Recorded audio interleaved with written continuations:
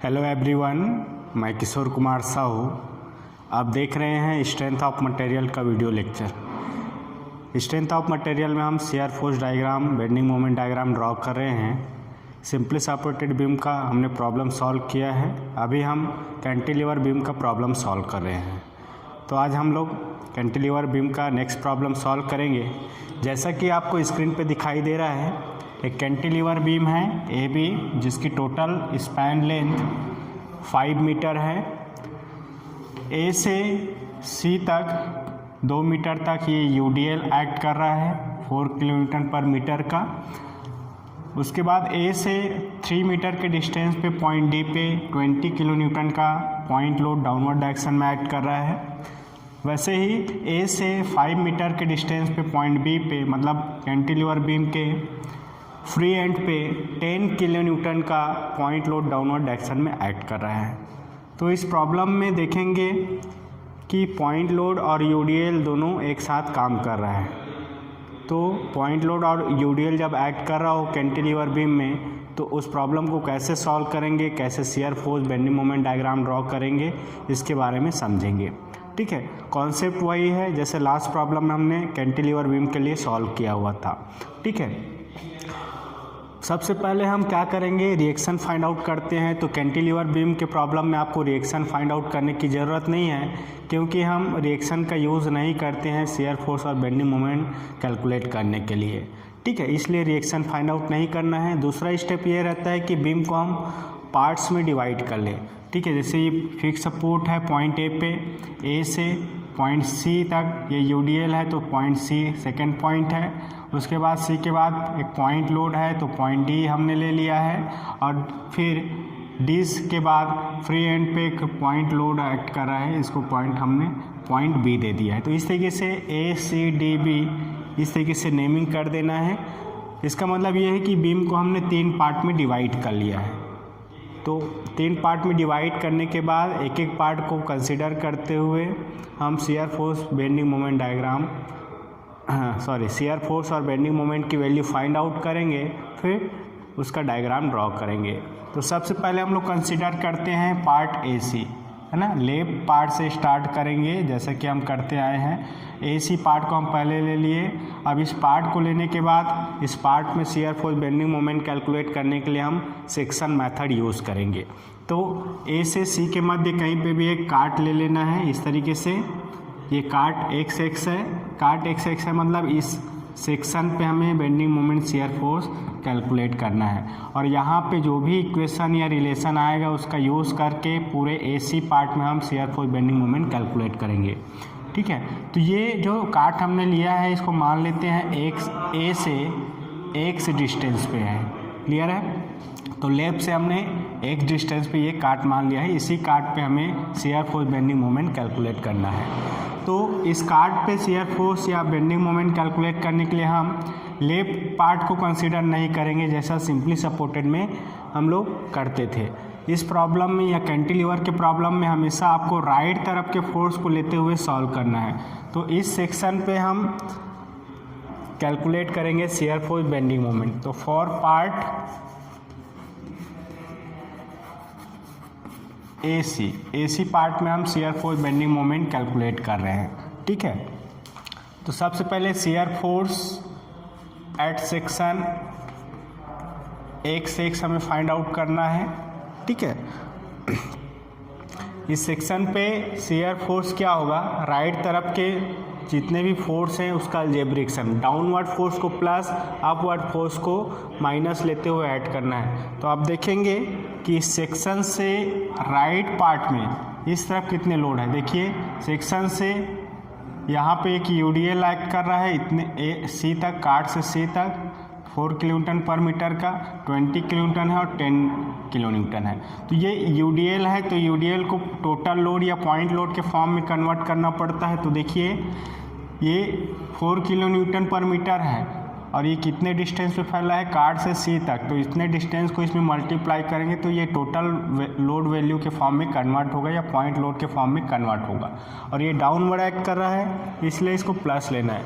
तो काट पे शियर फोर्स एफ एक्स क्या हो जाएगा, 4 × कितने डिस्टेंस पे फैला है, देखिए कार्ड से सी तक कितना डिस्टेंस होगा, टोटल AC 1 है 2 मीटर है। 2 मीटर में हम x को माइनस करेंगे तो कार्ड से सी तक का डिस्टेंस मिलेगा। तो ये टोटल लोड है UDL का, डाउनवर्ड है इसलिए plus 20 kilo Newton downward act कर रहा है, उसके बाद प्लस 10 किलो न्यूटन। इस तरीके से ये शियर फोर्स का वैल्यू है। अब ये जो शियर फोर्स कार्ड पे आ रहा है वो डिपेंड कर रहा है x पे। इसका मतलब ये है कि जो शियर फोर्स है वो A से C तक वेरी करेगा और लीनियर वेरिएशन होगा, एक स्ट्रेट लाइन के फॉर्म में वेरी करेगा। तो अलग अलग पॉइंट पे हम x का वैल्यू रखते हैं A से C के मध्य, है ना। एट पॉइंट ए पॉइंट की बात करें तो यहाँ पे x का वैल्यू क्या होगा, 0 होगा। इस इक्वेशन में x के जगह 0 रखेंगे तो हमें A पे शियर फोर्स मिलेगा F पे। देखिए यहाँ पे 0 रखेंगे तो ये हो जाएगा 4 × 2 8 हो जाएगा, प्लस 20 + 10 = 38 किलो न्यूटन। फोर्स का यूनिट किलो न्यूटन में है इसलिए किलो न्यूटन यहाँ पे यूनिट हो जाएगा। तो ये पॉइंट ए पे शियर फोर्स का वैल्यू है 38 किलो न्यूटन। अब आगे हम पॉइंट सी की बात करें, एट पॉइंट सी यहाँ पे एक्स का वैल्यू क्या होगा, 2 मीटर होगा। देखिए ए से सी तक 2 मीटर का डिस्टेंस है। इस इक्वेशन में 2 रखेंगे एक्स के जगह पे तो हमें शियर फोर्स पॉइंट सी पे मिलेगा। देखिए ये टर्म 0 हो जाएगा, ये पूरा टर्म 0 होगा, बचेगा 20 + 10। तो finally 30 kilo Newton shear force का वैल्यू हमें मिल जाएगा पॉइंट सी पे। देखिए पॉइंट ए पे 38 किलो न्यूटन है, पॉइंट सी पे 30 किलो न्यूटन है, ठीक है। तो वैल्यू क्या हो रहा है, यहाँ से कम हो रहा है और एक स्ट्रेट लाइन या लिनियर वेरिएशन इस पे होगा, इसलिए डायग्राम UDL जहाँ पे लगा है वहाँ पे एक स्ट्रेट लाइन होता है और ये इंक्लाइंड होता है। क्लियर है। अब ये तो हो गया शियर फोर्स। हम बेंडिंग मोमेंट कैलकुलेट करेंगे। Bending moment at section x से x, ये जो शियर फोर्स हमने निकाला है वैसे ही बेंडिंग मोमेंट हम कैलकुलेट करेंगे x सेक्शन पे। तो mx = क्या हो जाएगा, राइट तरफ के जितने मोमेंट है उसका अलजेब्रिक सम। क्लॉकवाइज को निगेटिव, एंटी क्लॉकवाइज को पॉजिटिव लेते हुए आपको ऐड करना है, ठीक है। तो देखिए ये 4 × 2x फोर्स है, इसका मोमेंट क्या हो जाएगा, देखिए ये UDL है 4 × 2 - x, ये कहाँ पे ऐड करेगा, 2 - x के सेंटर पे, मतलब जितने लंबाई में फैला है उसके सेंटर पॉइंट पे ये लोड ऐड करेगा। तो x से वो डिस्टेंस हो जाएगा, या कार्ड से डिस्टेंस कितना हो जाएगा, 2 - x/2, ये डिस्टेंस है, सेंटर पे ऐड करेगा जितने लंबाई में फैला है। क्लॉकवाइज से इसलिए ये माइनस हो जाएगा, -4 × 2 - x × 2 - x का हाफ, ठीक है। 20 किलो न्यूटन फोर्स का मोमेंट क्या होगा, देखिए 20 किलो न्यूटन और कार्ड पे मोमेंट निकाल रहे हैं तो कार्ड से डिस्टेंस, टोटल डिस्टेंस 3 है, उसमें x माइनस करेंगे तो ये हमें मिलेगा 23 - x। देखिए ये क्लॉकवाइज है इसलिए माइनस। वैसे ही 10 किलो न्यूटन फोर्स का मोमेंट मिलेगा 10 × कार्ड से डिस्टेंस 5 - x, क्लॉकवाइज है इसलिए निगेटिव। तो ये इक्वेशन मिलेगा हमें उस कार्ड पे जहाँ पे हम मोमेंट निकाल रहे हैं। ये डिपेंड कर रहा है x पे, ये देखिए 2 - x² होगा, तो यहाँ पे एक स्क्वायर टर्म में आएगा इक्वेशन, इसलिए ये क्या है, पैराबोलिक इक्वेशन है, ठीक है। इसका मतलब ये है कि A से C तक बेंडिंग मोमेंट का जो वैल्यू है वो पैराबोलिक वेरिएशन होगा या पैराबोलिक फॉर्म में वेरी करेगा, ठीक है। तो अलग अलग पॉइंट पे हम x की वैल्यू पुट अप करेंगे। मान लो A पॉइंट पे हम ले रहे हैं तो x का वैल्यू 0 होगा, ठीक है। यहाँ पे हम x का वैल्यू 0 रखेंगे तो बेंडिंग मोमेंट क्या मिलेगा, देखिए पॉइंट A पे बेंडिंग मोमेंट, ये वैल्यू कितना हो जाएगा, देखिए 0 रखेंगे तो ये 2 कैंसिल होगा, यहाँ पे ये हो जाएगा -8, यहाँ पे 2 रखेंगे तो ये -20 और यहाँ पे हम 2 रखेंगे तो ये हो जाएगा -30। कैलकुलेशन एक बार आप चेक कर लेंगे। देखिए यहाँ पे आप जीरो पुटअप करना है, जीरो पुटअप करना है एक्स के जगह, तो ये जीरो आप पुटअप करेंगे तो ये कैंसिल आउट होगा, ये होगा -8। यहाँ पे जीरो हम करेंगे तो ये हो जाएगा 60, और यहाँ पे हम जीरो पुटअप करेंगे तो ये वैल्यू हो जाएगा 50। तो इस तरीके से ये बेंडिंग मोमेंट हमें मिलेगा 118 किलो न्यूटन मीटर। क्लियर है? मोमेंट का यूनिट होता है kilo newton metre, newton metre. यहाँ पर फोर्स का यूनिट किलो न्यूटन है, लेंथ का यूनिट मीटर में, इसलिए मोमेंट का यूनिट किलो न्यूटन मीटर होगा ना। ये माइनस में आ रहा है, इसका मतलब ये है कि ए से सी तक या ए पॉइंट पे जो मोमेंट आएगा वो निगेटिव बेंडिंग मोमेंट आएगा। क्लियर है? तो ये पॉइंट ए पे। वैसे ही हम सी की बात करें तो एट पॉइंट सी एक्स का वैल्यू क्या होगा, 2 मीटर होगा।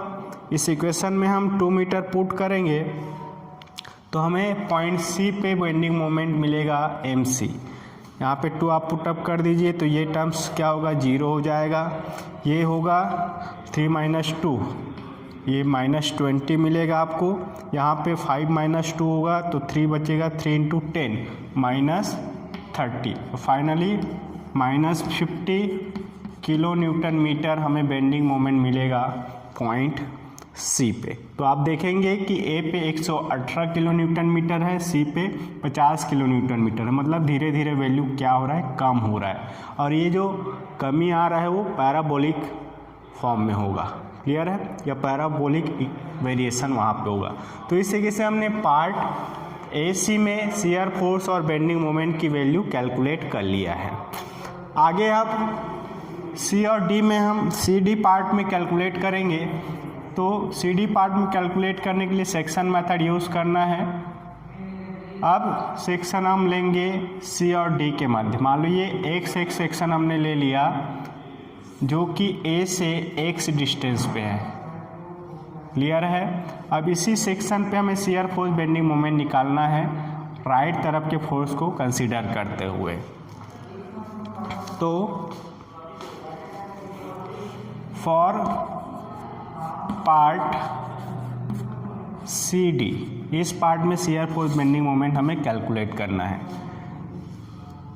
सेक्शन हमने कंसीडर किया है, वहाँ पे शियर फोर्स कैलकुलेट करेंगे। Shear force at section X X क्या हो जाएगा, F X is equal to, काट के राइट तरफ के फोर्स को सम करेंगे, डाउनवर्ड है 20 किलो न्यूटन, इसलिए प्लस 10, ये भी डाउनवर्ड है। तो फाइनली हमें 30 किलो न्यूटन का शियर फोर्स मिलेगा उस काट पे। अब देखिए सी से डी के बीच कहीं पे भी काट लेंगे, शियर फोर्स 30 किलो न्यूटन ही हमें मिलेगा। इसका मतलब ये है कि चाहे पॉइंट सी की बात करें या पॉइंट डी की बात करें या उसके बीच की कोई भी पॉइंट हम ले, वहाँ पे शियर फोर्स कांस्टेंट रहेगा जो कि 30 किलो न्यूटन है। इसका मतलब ये है कि सी से डी तक शियर फोर्स कांस्टेंट होगा।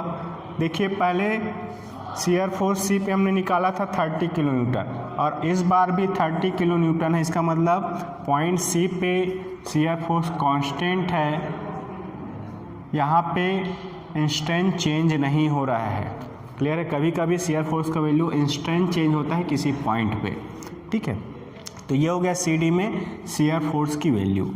अब बेंडिंग मोमेंट कैलकुलेट करेंगे। Bending moment at section X X, तो क्या हो जाएगा, M X is equal to right तरफ के फोर्स का मोमेंट, राइट तरफ 20 किलो न्यूटन है, कार्ड से डिस्टेंस कितना होगा 3 - x, तो 3 - x इंटू 20 क्लॉक वाइज है इसलिए माइनस, फिर 10 किलो न्यूटन है, कार्ड से डिस्टेंस कितना है 5 - x, क्लॉक वाइज मोमेंट है इसलिए माइनस। अब ये x के टर्म में आएगा, है ना, x का पावर 1 है इक्वेशन में। इसका मतलब ये है कि जो इक्वेशन है स्ट्रेट लाइन का इक्वेशन है, इसका मतलब सी से डी जो बेंडिंग मोमेंट होगा वो स्ट्रेट वेरिएशन के फॉर्म में होगा या स्ट्रेट वेरिएशन होगा उसमें। ठीक है, x का वैल्यू अलग अलग पॉइंट पे रखेंगे। एट पॉइंट ए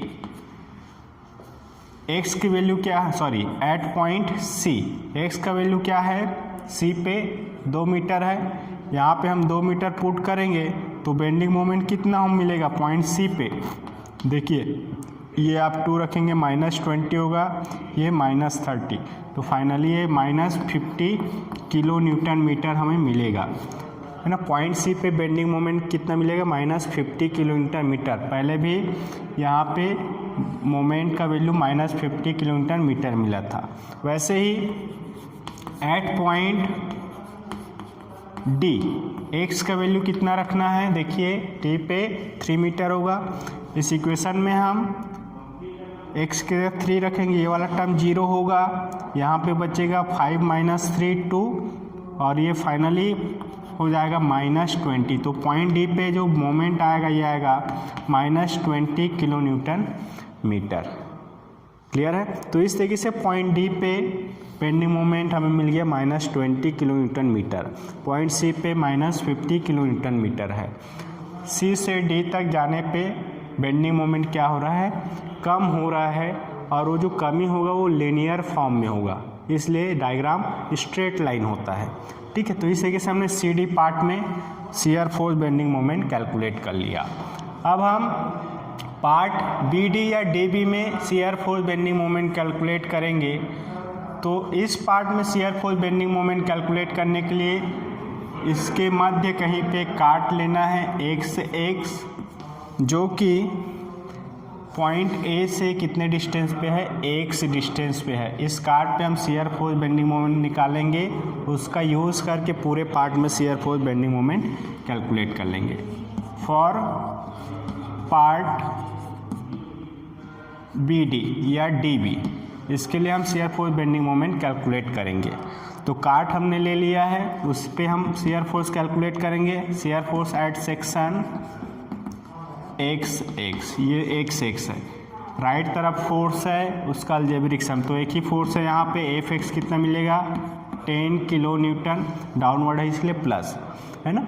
अब देखेंगे कि डी से भी कहीं पे भी काट लीजिए 10 किलो न्यूटन ही आएगा। इसका मतलब ये है कि चाहे पॉइंट डी की बात करें या पॉइंट बी की बात करें, इसके बीच कोई भी पॉइंट ले लें, शियर फोर्स क्या होगा 10 किलो न्यूटन ही आएगा। इसलिए डी से बी तक शियर फोर्स क्या है, कांस्टेंट शियर फोर्स है 10 किलो न्यूटन, जो कि पॉजिटिव है। क्लियर है। तो ये इस तरीके से शियर फोर्स मिला। अब बेंडिंग मोमेंट हम कैलकुलेट कर लेते हैं। Bending moment at section X x, इस सेक्शन पे बेंडिंग मोमेंट कैलकुलेट करने के लिए राइट में तो फोर्स है 10 किलो न्यूटन का, उसका मोमेंट, तो मोमेंट एट एक्स क्या हो जाएगा 10 इंटू डिस्टेंस, काट से यहाँ तक का डिस्टेंस कितना होगा 5 - x हो जाएगा, और ये क्लॉकवाइज है इसलिए माइनस। अब x का वैल्यू d और b में अलग अलग होगा। एट पॉइंट d x का वैल्यू क्या होगा 3 मीटर होगा, यहाँ पे 3 मीटर हम पुट करेंगे तो पॉइंट डी पे मोमेंट हमें मिल जाएगा -20 kilo newton metre. Point D पे bending moment -20 kilo newton metre, पहले भी यहाँ पे -20 किलो न्यूटन मीटर का मोमेंट हमें मिला था। ठीक है। वैसे ही पॉइंट डी की बात करें, एट पॉइंट बी एक्स का वैल्यू क्या होगा 5 मीटर हो जाएगा ए से बी तक। इस इक्वेशन में 5 पुट अप करेंगे तो पॉइंट बी पे बेंडिंग मोमेंट कितना मिलेगा, हमें 0 मिलेगा। पॉइंट बी मतलब फ्री एंड पे बेंडिंग मोमेंट क्या होगा 0 होगा। क्लियर है। इस तरीके से पूरे बीम में हमने shear force bending moment calculate कर लिया है। आप देखेंगे ये ए पे शियर फोर्स है ना, सी पे शियर फोर्स हमें मिल गया 38 30 है ना, ए और सी में बेंडिंग मोमेंट हमें मिल गया वह 118 और 50 किलो न्यूटन मीटर है ना। सी डी पार्ट में 30 किलो न्यूटन का हमें शियर फोर्स मिला है ना। सी से डी में इतना बेंडिंग मोमेंट हमें मिल गया 50 और 20 किलो न्यूटन मीटर। वैसे ही डी बी पार्ट में 10 किलो न्यूटन का शियर फोर्स और बेंडिंग मोमेंट 20 मिला हुआ है। तो इस तरीके से पूरे पार्ट में हमने shear force bending moment calculate किया। ये सारा वैल्यू कैलकुलेट करने के बाद लास्ट में हमें shear force diagram, bending moment diagram draw करना है। तो देखिए कैसे ड्रॉ करेंगे। सबसे पहले तो प्रॉपर स्केल लेते हुए आप बीम का डायग्राम ड्रॉ कर लेंगे।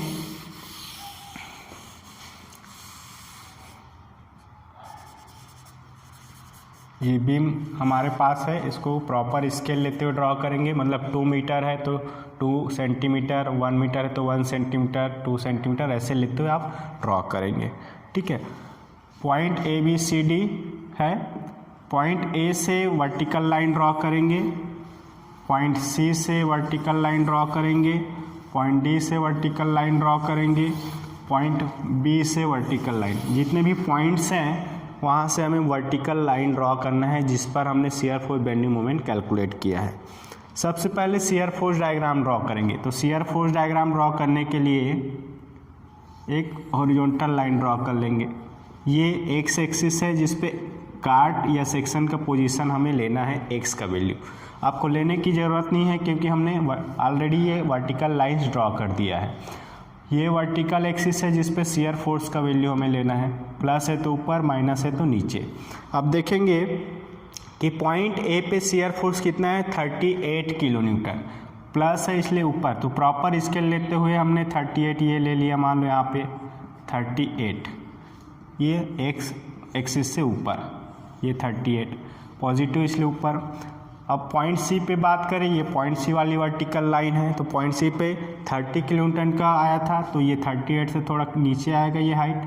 ये मान लो 38 यहाँ पे आ गया, 30 किलो न्यूटन का शियर फोर्स। ये जब हमने AC पार्ट में कैलकुलेट किया था।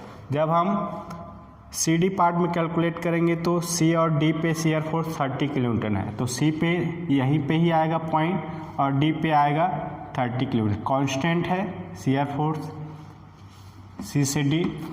अब जब हमने DB पार्ट में कैलकुलेट किया तो DB पार्ट में जब हमने कैलकुलेट किया है तो D पे 10 किलो न्यूटन और B पे भी 10, यहाँ से कांस्टेंट शियर फोर्स। तो D पे आया था 10 किलो न्यूटन का शियर फोर्स और B पे भी 10 किलो न्यूटन। तो ये पॉइंट हमें मिलेगा 10 किलो न्यूटन का एक्स एक्सिस से। प्रॉपर स्केल लेते हुए ये आप पॉइंट लेंगे।